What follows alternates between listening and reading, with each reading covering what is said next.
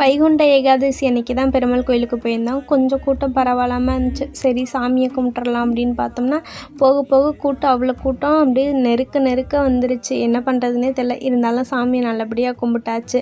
அதுக்கப்புறம் சரி அதுக்கப்புறம் சொர்க்கவாசல் திறந்துருவாங்கன்னு பார்த்தா, பெருமாள் வந்து தாயாரை பார்த்துட்டு அதுக்கப்புறம் ஆண்டாள் அவங்களெல்லாம் பார்த்துட்டு தான் சொர்க்கவாசல் திறப்பாங்கன்னு சொன்னால், அதில் ரொம்பவே லேட் ஆயிடுச்சு. கிட்டத்தட்ட 3 மணி நேரம் ஆயிடுச்சு.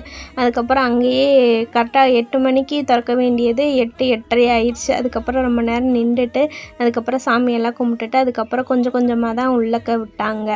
அதுக்கப்புறம் நாங்களும் உள்ளே இருந்து வெளியே வந்தாச்சு. சொர்க்கவாசல் வழியாக வந்தாச்சு. இது வரைக்கும் நான் இந்த மாதிரி ஃபங்க்ஷன்லாம் அட்டன் பண்ணதில்லை. இதுதான் ஃபஸ்ட் டைம் அட்டன் பண்ணியிருக்கேன். இது எந்த ஒரு பெருமாள் கோயில்னு உங்களுக்கு தெரிஞ்சுன்னா கமெண்ட் பண்ணுங்கள். இதுக்கு க்ளூ என்னென்னா, இந்த கோயிலில் தான் பெருமாள் வந்து வெள்ளியில் வந்து இருப்பார்.